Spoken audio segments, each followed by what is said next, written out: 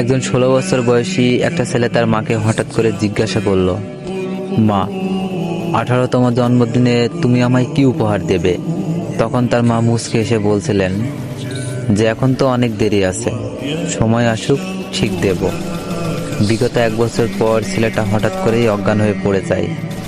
তার মা তাকে তাড়াতাড়ি করে হাসপাতালে নিয়ে যান এবং ডাক্তার বলে তার ছেলের হার্টের সমস্যা আছে। তার মা কথাটা শুনে ভেঙে পড়েন এবং তখন তার পাশ থেকে একজন ভদ্রলোক তাকে বলে, আপনার ছেলে তো আর মারা যায়নি, সবকিছু ঠিক হয়ে যাবে, শান্ত হন একটু। তারপর চিকিৎসায় আস্তে আস্তে ছেলেটা সুস্থ হয়ে উঠল। ছেলেটা তার 18তম জন্মদিনে বাড়িতে ফিরে এলো, এসে তার মাকে খুঁজতে লাগলো। তখন হঠাৎ বিছানার উপর থেকে একটা চিঠি দেখতে পেয়ে সেটা পড়তে শুরু করলো। তাতে লেখা ছিল, চিঠিটা তুই পড়ছিস, তার মানে তুই সুস্থ হয়ে গেছিস। আজ তোর 18তম জন্মদিনে আমি তোকে নিজের হার্ট উপহার দিলাম। ভালো থাকিস, সুস্থ থাকিস। এক ছেলের প্রতি তার মায়ের ভালোবাসা আকাশ সমান, যা পৃথিবীর সমস্ত ভালোবাসার কাছে হার মানায়।